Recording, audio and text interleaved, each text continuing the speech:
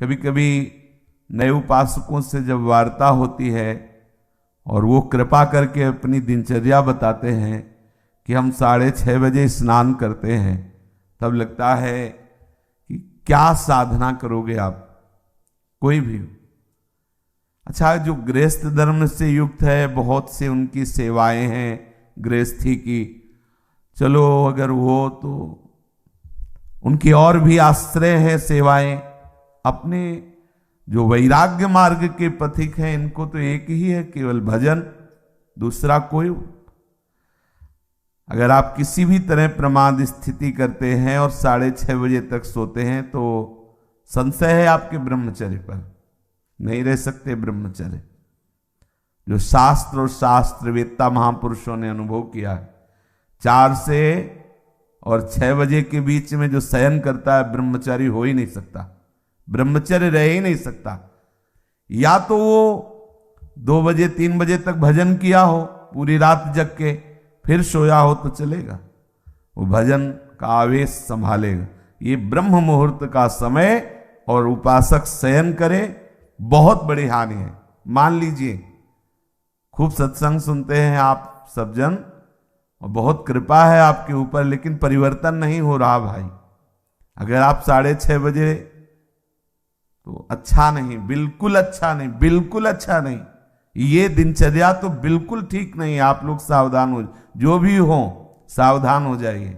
ये बिल्कुल आपके जीवन के लिए घातक दिनचर्या है। 2 बजे बहुत उत्तम है उठना, पर नहीं तो 3 बजे, आखिरी 4 बजे। साधक होके 4 बजे के बाद शयन कर रहा है, मुझे तो नहीं लगता, किसी भी स्थिति में नहीं। हमें लगता है कि दवा खवा दी जाए तो नहीं कहते, नहीं तो किसी भी स्थिति में कोई बीमारी, कोई भी ऐसा रोग अपना प्रभाव नहीं रखता जो दिनचर्या को बाधित कर दे। ये देखा है, ये केवल प्रवचन नहीं, देखा है, जीवन को देखा है। कुछ भी दिनचर्या में अपार सामर्थ्य देखा, अभ्यास में अपार सामर्थ्य है। देखो, सामने पट्टी बंधवा दी गई और धनुष बाण ले लिया और शब्द दूर किया जा रहा है अन्य दिशा में, शब्द वेधी बाण संचार। अभ्यास देखो, आंख में पट्टी बंधी हुई है, शब्द किस दिशा से हो रहा है, एक श्रवणेंद्र से देखना है और बाण वहीं संधान करना जहां से शब्द निकला है। अभ्यास देखो, अभ्यास का प्रभाव देखो, कितने से चमत्कार अभ्यास में लौकिक, और आप परमार्थ के पथिक, और आपका यह अभ्यास कि आप उठे और फिर सो गए। क्या मतलब, आपकी दिनचर्या क्या है? आप भगवद आश्रित, इसका मतलब प्रमादी थोड़ी है। आप भगवद आश्रित, इसका मतलब प्रपंची थोड़ी है। अहम का त्याग करके भगवद आश्रित होकर हम भगवत मार्ग में चलने वाले पथिक हैं। इसलिए सबसे प्रार्थना है, जो पीछे हुआ आज से एक नई दिनचर्या आप देखो। जो पूर्व की दिनचर्या ठीक है तो उसे लिखो, नहीं तो सुधार करके और स्वयं श्री जी के सामने वो दिनचर्या रखो। दिखाने की जरूरत नहीं है, बहुत बार देख लिए, बहुत बार रजिस्टरों में रखा हुआ है सब दिनचर्या। अभी आ जाएगी उठ के, 2 बजे उठे, 3 बजे ये, 4 बजे वो, 5 हो सकता है जिस दिन लिखो उस दिन 2 बजे उठ जाओ, कि आज उठे, पक्का उठे, सत्य कह रहे हो, 2 बजे लिख दिया। इससे काम नहीं चलना। आप अपने को खुद साक्षी करके प्रभु के सामने और नियमावली में बांधो। बिना नियम के प्रेम उत्पन्न नहीं होता। वो प्रेम की एक दशा है जो नेम को लय कर देती है। नियमावली में आपकी दिनचर्या सही होनी चाहिए, आपकी नियमावली ठीक होनी चाहिए। किसी भी संत के जीवन को आप देखिए, देखो एक स्थिति सिद्धावस्था में ऐसी आती है स्वाभाविक कि उनको देह से संबंध नहीं रह जाता। अब उनकी बात अलग, आपकी अवस्था और उनकी बीच सत्संग में हुक्का मांग करके परमहंस जी, रामकृष्ण परमहंस जी कभी पकोड़ा मांगते, कभी, अब उनका हम अनुसरण थोड़ी करेंगे इस बात में कि भाई धरो हुक्का, रुको और हम पी रहे। हम महापुरुषों का अनुसरण थोड़ी कर सकते हैं। महापुरुष किस दशा में, किस स्थिति में, उनके जो नियमावली उपदेश है वो कहीं नहीं बोले उपदेश में कि हुक्का पियो, नहीं बोले। तो जो उपदेश बोले वो हमें आचरण में उतारने। हम क्या करते हैं, सीधे महापुरुष व्यास भरोसे कुंवर के, सीधे वो जो इस स्थिति में है ना, बस केवल इतना ही पकड़ते हैं, काहू के बल भजन को, इसलिए भजन नहीं करना, काहू के आचार, इसलिए आचार नहीं करना। मतलब जितेंद्रिय रात, पवित्रता और ये सब। क्या पवित्रता? गुरुजी ने कहा है थैली है मल की, क्या पवित्रता? हाँ, उसमें क्या सुना है नहीं प्रवचन में, आचार गए और जितेंद्रियता आदि नहीं। और व्यास भरोसे ये बात आई, सोवत पाव पसार, तो 6:30 बजे इसलिए जगना पड़ेगा कि 7 बजे 7:15 बजे सत्संगों में आना है। वो आ जाते हैं तो जल्दी जल्दी तिलक लग, जय गुरुदेव, जय महाराज, हाँ जय हो महाराज, वाह वाह वाह, हाँ क्या सत्संग में हो रहा है भाई। बहुत जीवन कीमती है। अभी कल ही पता चला कि कोई बहुत प्रियजन है, उनके यहाँ कैंसर हुआ। अब क्या दशा, ना भोजन सही पा सकते हो ना कुछ, और ये कैंसर आदि ऐसी बीमारियां हैं कि अभी तक जितने हमारे दर्शन में आए, एक आध बात अलग, उन सबको श्री जी ने जल्दी बुला लिया, जितने भी दृष्टि में आए। तो हम तो अमरौती खा के थोड़ी आए हैं, कोई न कोई व्याधि मंदिर है, कब देवता का पर्दा हट जाए, जैसे बहुत मंदिर में सब देवता होते ना, ऐसे शरीरम व्याधि मंदिरम, पुजारी कब पर्दा हटा दे, कौन सा, बोले अब कैंसर देवता आ गए, होश उड़ जाएंगे भैया। देखो तुम्हें अभी रिपोर्ट में बता दी जाए तुम्हारी किडनी खराब थी, देखो क्या होता है तुम्हारा। अगर डिप्रेशन में ना पहुंच जाओ तो बताना, ब्लड प्रेशर अपने आप उछाल मारने लगेगा, क्योंकि चिंतन, आज तुम स्वस्थ हो तो प्रमाद करते हो, और कल प्रमाद करने का अवसर नहीं रहेगा, अवसर ही नहीं रहेगा। अनन्य चिंतन रोग का होने लगेगा। अगर भगवदाकार वृत्ति नहीं हुई तो आप ये मत समझो मृत्यु कोई खिलवाड़ नहीं है। मृत्यु का संदेश सुनकर अच्छे के जमीन खिसक जाती है, होश खराब हो जाते हैं।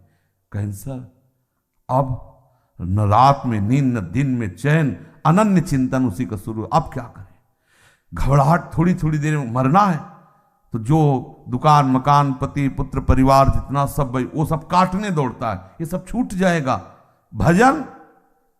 भजन कोई साधारण वस्तु है। इसलिए भर्तृहरि जी महाराज कह रहे हैं, यावत स्वस्थ विदम गृहम कलेवरम यावत च दूरे जरा। जब तक बुढ़ापा दूर है, जब तक तुम्हारे शरीर में रोग कोई नहीं हो जा रहा, होगा ऐसा थोड़ी कि तुम कोई लिखवा के लायो कि नहीं होगा। जब ऐसे परमहंस को कैंसर हो सकता है, रामकृष्ण परमहंस जी को, पूज्य भाई जी के उदर में कैंसर हो सकता है, वो फिर अपने लोग तो अधिकारी ही है इस दंड के, अपने लोग तो अधिकारी न जाने कितने। इन भजनानंदी महापुरुषों के शरीर में ऐसी व्याधियां हो सकती है, तो अपने लोगों को तो पूरा रजिस्टर रखा हुआ है। सावधान हो जाइए, प्रमाद मत कीजिए, बहुत बढ़िया अवसर आपको मिला है। भगवत चरणारविंद का आश्रय और सतत जप, ये बिल्कुल खुली दो बातें हैं, ज्यादा इनमें समझने की जरूरत नहीं। अंदर से भगवत आश्रय और जिह्वा से जप, राधा वल्लभ श्री हरिवंश श्री हरिवंश। क्या जाता है भैया? अगर रोज का रोज शाम के हिसाब आपको ना दिखाई दे तो बताना, रोज आपको वैराग्य बढ़ा नजर आएगा, आपको नजर आएगा, अरुचि होने लगे। सच्ची कहते हैं भजन का प्रभाव, ये तो भगवत कृपा से भगवत चर्चा हो रही नहीं। 1 मिनट के लिए अंदर से मन राजी नहीं, ये जो हो रहा है 1 मिनट के लिए राजी नहीं कि अब ये सब, बस यही लगता है चुप किसी से मिलो मत, बंद करके दरवाजा अपने कमरे का, बस एकाकार वृत्ति। कब शरीर किस दशा को पहुंच जाए, बेकार काहे को बहिर्मुखता में फैल रहे हो, शांत। इसका फल है तदाकार वृत्ति में डूबना। और आपको बढ़िया अवसर मिला है, कोई जिम्मेवारी नहीं। देखो आप सत्संग सुन रहे हो, आप नाम जप कर सकते हो, नाम में ध्यान लगाए हुए श्रवणेन्द्रिय से सुनो। देखो बढ़िया आपकी समाधि अवस्था जा रही। सत्संग क्या है? एक समाधि अवस्था में डुबोने का बहुत बढ़िया, मतलब 1 घंटा 1.5 घंटा चर्चा हो रही, श्रवणेन्द्रिय के लिए कहीं अन्य जाने की जगह नहीं, और अंदर से आप नामाकार वृत्ति, मंत्राकार वृत्ति, बड़ा आनंद का विषय है। अगर हम भजन छोड़ दिए बाह्य में ही समय व्यतीत किए तो बाह्यकरण से आप सेवाएं करते रहो, बाह्यकरण से दिनचर्या करते रहो, अंतःकरण विषय चिंतन कर रहा है तो आनंद बाह्यकरण को होना है कि अंतःकरण को? समझना, जरा सूक्ष्मता से समझना, परिवर्तन किसका होना है? अंतःकरण का। बाह्यकरण का तो देखो 2 मिनट में परिवर्तन सब, लेकिन अंतःकरण का परिवर्तन चिंतन से होता है, भजन से होता है। बड़े बड़े हम संत महापुरुषों के समीप रहने वालों को देखा है, अंतर में भजन नहीं तो दीपक तले अंधेला पाया गया है, दीपक तले अंधेला पाया। बहुत अच्छी बात समझ, बहुत घुस के तमाशा देखा है अंतर और बाहर में। भजन नहीं तो बड़े बड़े भजनानंदी महापुरुषों के समीप रहने वाले बड़ा प्रपंच का नाटक देखा गया है। वो महापुरुष तो आनंदित रहते हैं क्योंकि उनके लिए तो एक ऐसी स्थिति है प्राप्त हो गई जहां प्रपंच का स्पर्श नहीं है और उनके प्रभाव से बाहरी व्यवहार सामग्रियों की खूब बहुतायत होती है। तो नीचे भजन का मतलब नहीं रह जाता कि भजन क्या है, बस वो सम्मान और विषय आदि का सेवन, क्योंकि महापुरुषों का प्रभाव सम्मान दिलाता है, महापुरुषों का प्रताप वो वस्तुएं जो विषय संबंधी सेवन में आती, अच्छी से अच्छी वस्तुएं, होता क्या है अंतःकरण मलिन हो जाता है। इतने बड़े महापुरुष के समीप रहते हुए अंतःकरण और इतना मलिन हो जाता है को महापुरुषों पर भी अपराध कर बैठता है। जिनके प्रताप से पोषित होता है वो वहीं अपराध कर बैठता है। इसलिए प्रधान बात है अंतर में आपका साधन चलना चाहिए, अंतःकरण आपका भगवत चिंतन में रहे। खुली बात समझ लीजिए, बाह्यकरण से बाह्य पवित्रता होती है, अंतःकरण से अंतःकरण की पवित्रता होती है। बाह्यकरण और अंतःकरण दोनों भागवतिक हो जाए तो स्वभाव का परिवर्तन हो जाता है, स्वभाव का परिवर्तन होता है तो स्वरूप का अनुभव हो जाता है। जो हमारा सखा भाव, गोपी भाव, सहचरी भाव का भाव स्वरूप है उसकी प्राप्ति हो जाती है। इसलिए भैया चूको मत, बहुत बढ़िया अवसर, बड़ा घबराहट का विषय है। जब ये शरीर पीड़ा से युक्त होता है तो केवल प्रभु ही ऐसे जो हमें बचा सकते हैं, नहीं तो जब शरीर स्वस्थ होता है तो अहंकार देवता अपना नाटक करवाते रहते हैं और जब अस्वस्थ हो जाता है तो मनी राम उसी अस्वस्थता का चिंतन, बड़ा क्लेश में है। और इस संसार से मुक्त हो जाइए। अगर आप सोच रहे हो तो दिन प्रतिदिन ऐसा भयावह संसार का स्वरूप आएगा, पूछो मत। इससे मुक्त होना ही अब एक उपाय रह गया है। अब हम ये नहीं कह सकते कि जन्म जन्म, क्योंकि महामारियां, नाना प्रकार की प्रतिकूलताएं, नाना प्रकार की व्यभिचार, नाना प्रकार के खान पान की मलिनताएं ये कलिकाल में बढ़ती ही चली जाएंगी और उसका प्रभाव पड़ेगा। जैसे बाहर रोड में यदि गंदा कोई इत्र डाल दिया जाए तो उसकी खुशबू सबको आएगी, अच्छा डाल दिया जाए तो अच्छी आएगी। ऐसे ही इस सृष्टि में जो भी भयानक से भयानक आचरण होंगे, जो भी बुरे आचरण होंगे, पूरी सृष्टि पर उसका प्रभाव पड़ता है। अगर कोई बच सकता है तो भजन के प्रभाव से बच सकता है, नहीं तो प्रभाव, जैसे सर्दी का प्रभाव सबके ऊपर पड़ रहा है पर जो कंबल ओढ़े बच गया। अगर कहीं भी कुछ भी मलिनता का आचरण होता है तो पूरी सृष्टि पर उसका प्रभाव पड़ता है, वो समझ में नहीं आता। अगर कोई बच सकता है कलयुग की कुचाल से तो भजन, केवल भजन, दूसरा कोई उपाय नहीं। भजन करके भगवत धाम में स्थित हो जाओ, प्रभु को प्राप्त हो जाओ, नहीं बहुत दुख भोगना पड़ेगा। अभी प्रमादी मन है तो देख लेंगे, अरे देख लेंगे, होश खराब हो जाते हैं, मृत्यु सुखद लगने लगती है, ऐसे ऐसे कष्ट आते हैं कि वो चाहता कि मुझे कोई मार दो। सच्ची मानना, हमने देखा है, चाहता है कि इस दशा से तो अच्छा है कि मुझे मार दो। भाई मरना थोड़ी हमारा समाधान होगा, भगवत प्राप्ति समाधान। इसलिए बेचैन हो जाओ भगवत प्राप्ति के लिए।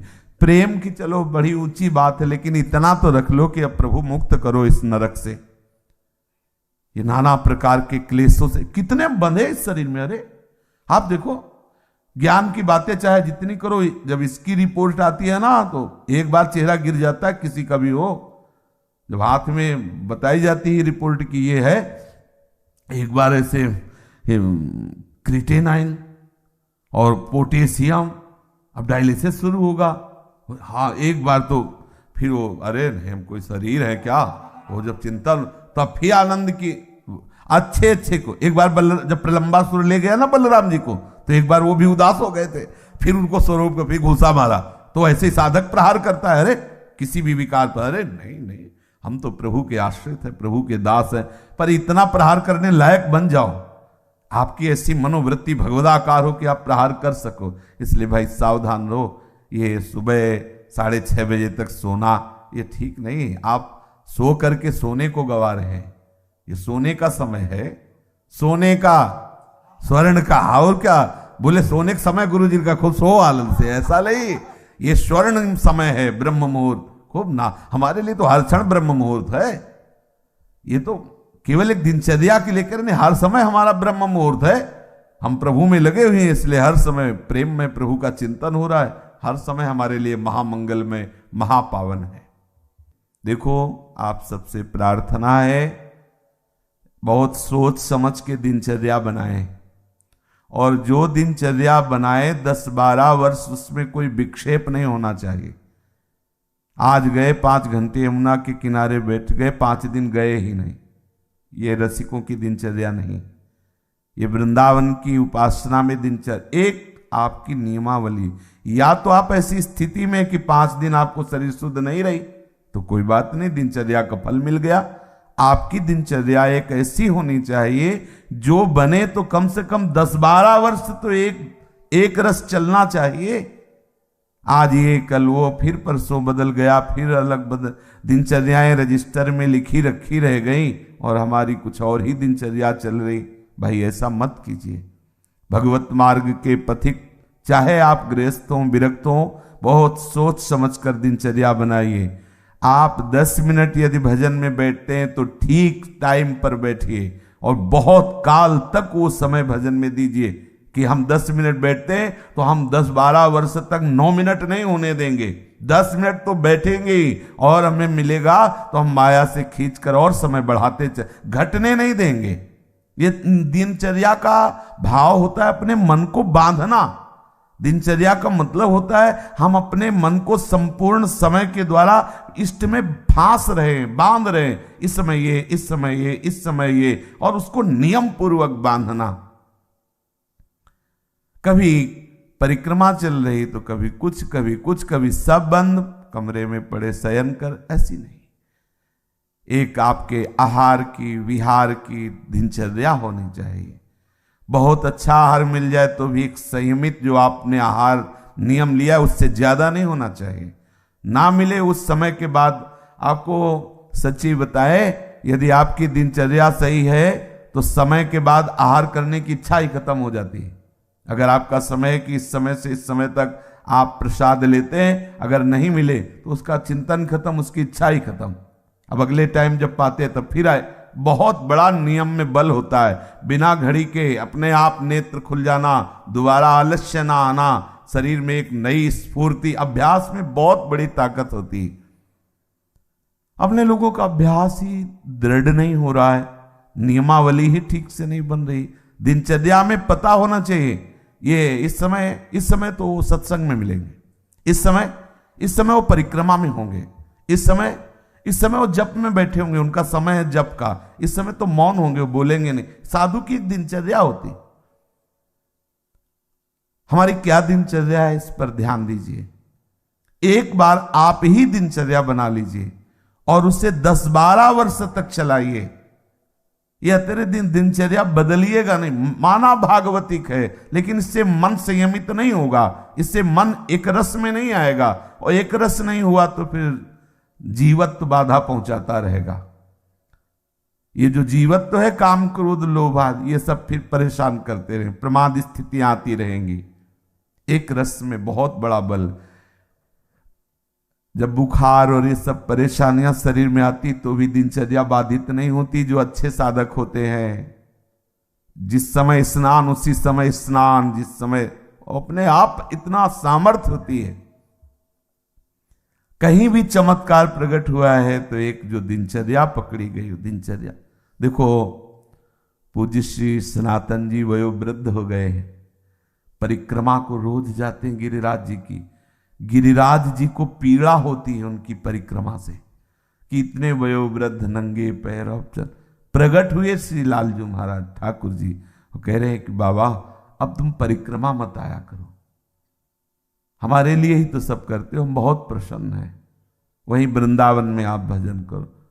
हाँ ठीक है प्रभु। दूसरे दिन फिर पहुंच गए, बोले बाबा मना किया, बोले प्रभु रह नहीं पाते। ये दिनचर्या क्या करती, आपका अभ्यास ऐसा दृढ़ करती कि इष्ट मना कर रहा है लेकिन रह नहीं पाते। परिणाम क्या हुआ, आज भी उनकी दिनचर्या ने हमको एक बहुत बड़ी सिद्धि दे दी। आज भी आप दर्शन कर सकते हो राधा दामोदर में बंसी का, लकुट का, श्री चरण का, गाय के खुर का चिन्ह हो, गिरिराज जी की शिला आज भी हो। सनातन जी की एक नियमावली ने आज हम सब भक्तों को दुर्लभ वस्तु है, दुर्लभ वस्तु है। भगवत चरणारविंद के चिन्ह, लकुट के चिन्ह, बंसी के चिन्ह, गाय के खुर के चिन्ह प्रभु ने स्वयं दे और बोले इस शिला की परिक्रमा कर लेना। ये 4 परिक्रमा का आपको 4 परिक्रमा कर लो तो परिक्रमा गिरिराज जी की पूरी हो गई। नियमावली 24 घंटे में ऐसी सहज दिनचर्या आप अपनी खुद बना लीजिए जो आप बहुत काल तक निर्वाह कर सके। यमुना तट अगर हमारा जाना हुआ तो यमुना तट, बहुत मन हुआ तो नागरीदास जी करें गोवर्धन गिरिराज जी, और बैठो राधा कुंड, देखा है, अनुभव किया है, एक अलौकिक मतलब आकर्षण राधा कुंड में देखा है। सुबह सुबह जैसे चुपचाप कभी गए हैं और एकदम बैठ गए तो एक अलौकिक आकर्षण, एक दिव्य आकर्षण, एक भजन में एक दिव्य उन्माद। आसपास बड़े बड़े भजनानंदी महात्मा रहते हैं और श्री जी का वो नित्य स्थल राधा कुंड संपूर्ण ब्रज महिमा में, पर कहीं कहीं प्रभु विशेष अपनी लीला प्रकाशित किए।